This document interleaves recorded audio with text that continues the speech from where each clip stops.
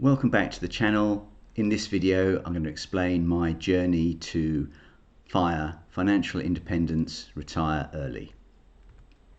So I had a history of saving. I'd been made redundant twice, and even though I worked in finance, I really didn't see it coming. And I've always felt that buying a Porsche just burns a very big hole in your wallet. And that's called your financial blueprint, and it's part of your attitude towards money and whether you're more of a spender or a saver.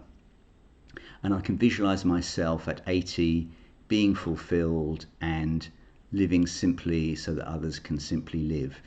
And I think that's a really important thing. If you feel that when you're older you don't need to be concerned about your status and spending lots of money, then early retirement is much more achievable for you. So I also had a distrust of certain financial advisors. I was sold an investment product in 1993, but after 10 years it still hadn't made any money as the advisor had taken so much commission up front. And the bad thing was, it wasn't even St James's Place. But I do acknowledge that the profession has changed a lot in the last 30 years, and I do know some very good financial advisors. So where it began for me was Thailand, and specifically Koh Samui in January 2024. And I was eating in a small outdoor restaurant, having some really nice food, hardly cost me any money, and I had to share the table with another guy because the restaurant had a big queue of people waiting to be served. And he told me, oh, I live here on $2,000 a month. And it's like, oh my God, I mean, that's not much money, and this is doable, and that there are these just other worlds out there that you can experience if only you open up your mind to it. Now, it turns out that's not strictly true because with Thailand, you only get a 1-month visa if you're under 50.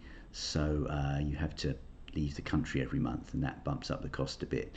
But, you know, he had a little motorbike and he went around visiting other beaches, having adventures, and he had a little bungalow, not quite on the beach, but nearby. And it's just amazing, and just made me realize that, yeah, you can quit the 9 to 5 and just do all these interesting things. So I then started to try to figure it all out. How am I going to make it work for me? And I built a really basic spreadsheet, but I just didn't feel confident that I had enough money to retire and pull the trigger and just give up on everything. And I just kept thinking, well, what if it all goes Pete Tong? And that's a natural thought to have. But then I began to slowly see the light. I started to look on Google, and I'd look up people's portfolios, and some of them were related to people pursuing financial independence. And it escalated for me in about February 2019 when I started the Rebel Business School with Alan Donegan, and I really recommend that you look up any of his stuff. It's just amazing. And then also I read the book Reset by David Sawyer. I've recommended this book to so many people. Just have a look on Amazon, read the reviews. And the important thing was that I found out about the 4% rule and how to translate wealth into income, and that you can live on 4% of your wealth each year. So I got a well-needed push in March 2020. I was working as a contractor, but the contract's really drying up, quite poor quality. Changes in tax with IR35, you got COVID, and I was hurtling towards the lifetime allowance at a great speed and didn't really want to pay it.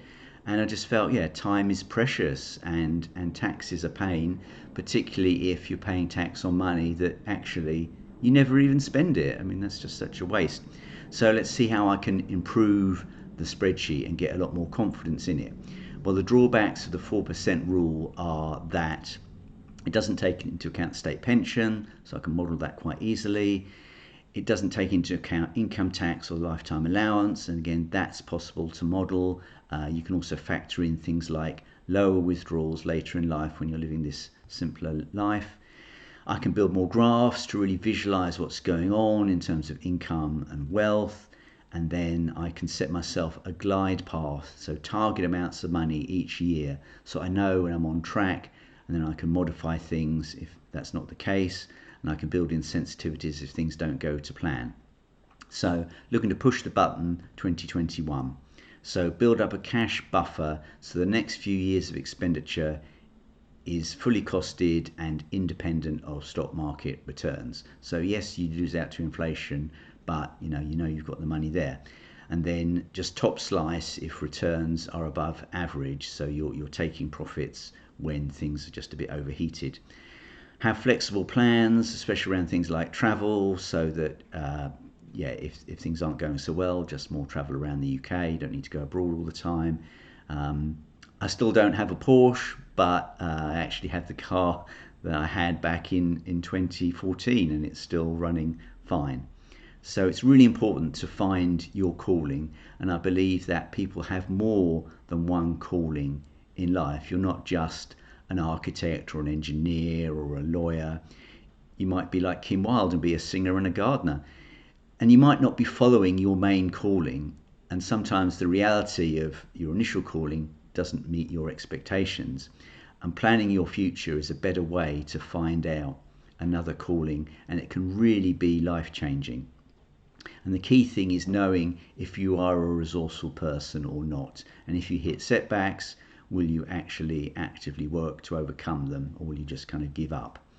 So I offer coaching, I share the spreadsheet that I built, and I offer 2 lots of 30-minute calls around how to fill it in. It's infinitely customizable, so I can make sure it meets your needs.